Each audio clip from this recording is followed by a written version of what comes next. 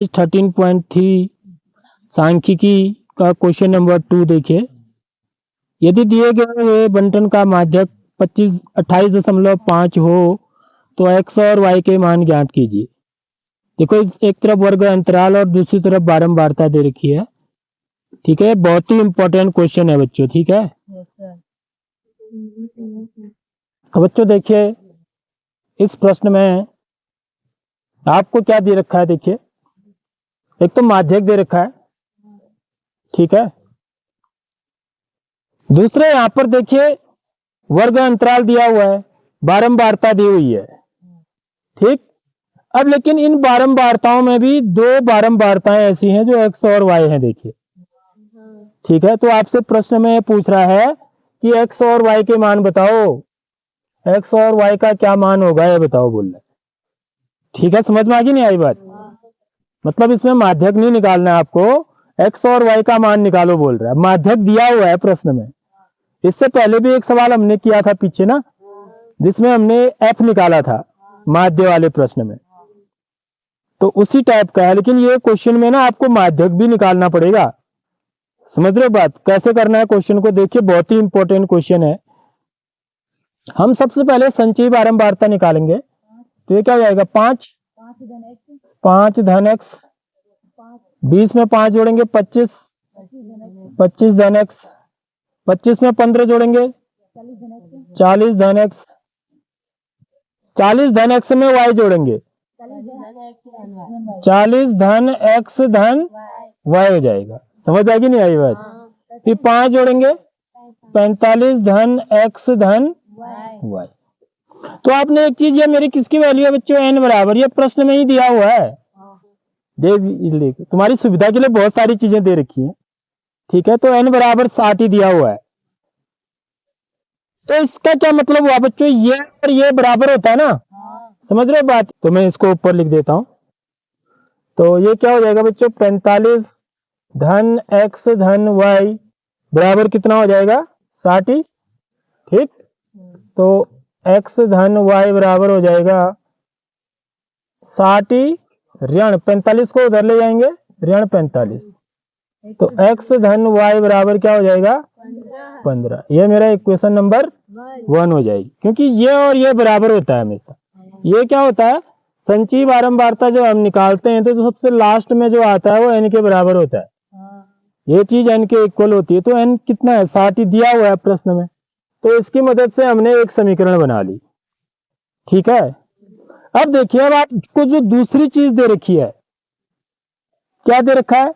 माध्यक दिया हुआ है प्रश्न में। माध्यक बराबर कितना दे रखा है?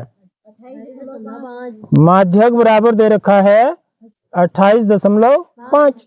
तो 28.5 जो है, मतलब 20 से 30 हुआ ना।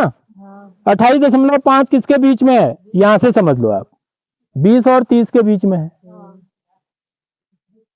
यानी कि जो मेरा माध्यक वर्ग होगा वो में ये होगा।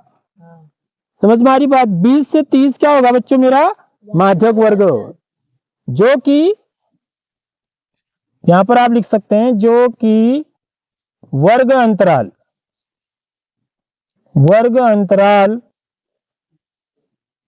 20 से 30 में आता है। आ रही बात समझ में? इसलिए मेरा माध्यक वर्ग क्या हो जाएगा बच्चों? माध्यक वर्ग बराबर क्या होगा? 20 से 30। अब इसमें हमें सब चीजें निकालनी है। ठीक है,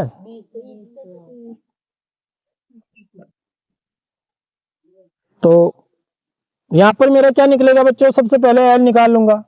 माध्यक वर्ग की निम्न सीमा कितनी है? 20 है। दूसरा मेरे को क्या चाहिए? h। 20 ऋण 30 ऋण 20 बराबर 10। तीसरा क्या चाहिए मेरे को? f। माध्यक वर्ग की बारंबारता 20। अगला क्या चाहिए मेरे को? cf। माध्यक वर्ग से ठीक पहले वाले वर्ग की संचयी बारंबारता 5 धन x। मेरी बात आ रही समझ में? अब मैं यहाँ पर माध्यक निकालूंगा, उसको इसके बराबर रख दूंगा। तो एक समीकरण वहां से बन जाएगी मेरी, समझ रहे हो बात। फिर इन दोनों समीकरणों को हल करके मैं x और y का मान निकालूंगा। तो ये कॉन्सेप्ट है इस सवाल का। तो यहां पर देखिए, इसलिए माध्यक बराबर क्या होता है मेरा, सूत्र लिखेंगे L धन n/2 माइनस सी एफ बटे एफ गुणा h। तो ये कितना है 28.5, ये तो प्रश्न में ही दिया हुआ है ना।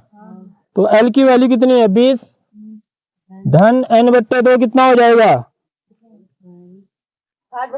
60/2। चलो लिख ही लेता हूं एक बार। ऋण सी एफ कितना हो गया 5 धन x, इसको कोष्टक में लिखूंगा फिर, ठीक है।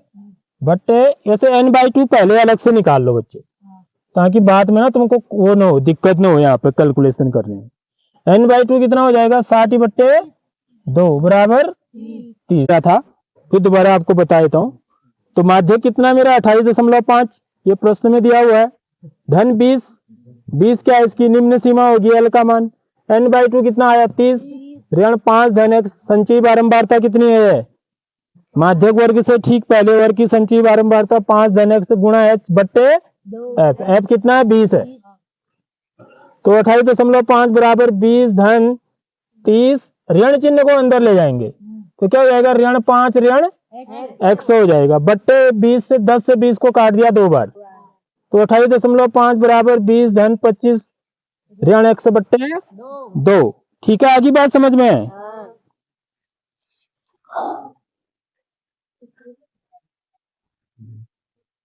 अब यहां से देखिए क्या कर सकते हैं, हम इसको इधर ला सकते हैं।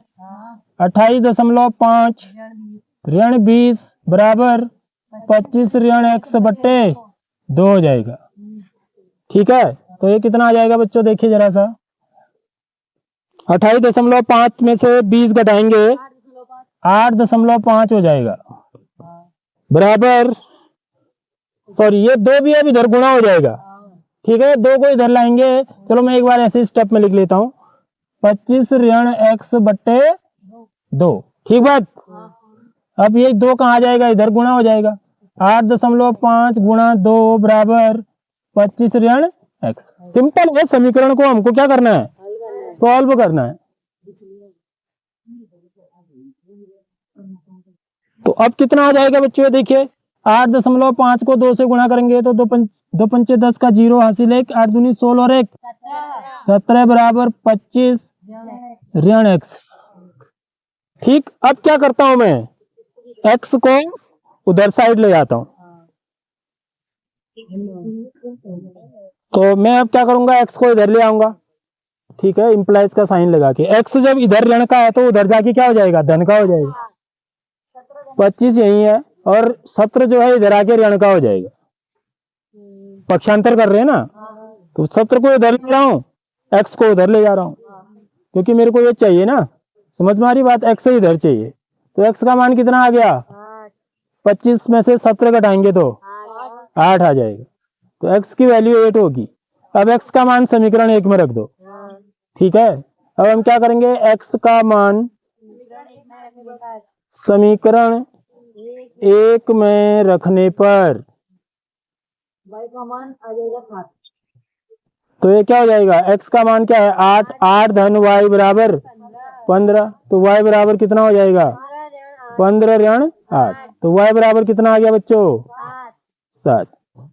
तो ये मेरे x और y के मान आ गए। तो x बराबर क्या आया 8, y बराबर कितना आया 7।